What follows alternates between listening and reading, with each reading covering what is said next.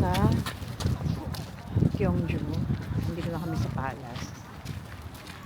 Well, tinarget naman talaga namin gabi kami pupunta dito kasi maganda raw yung dito sa palace and dun sa pond. Ayun si Gano. Di ba ang ganda? Yan siya.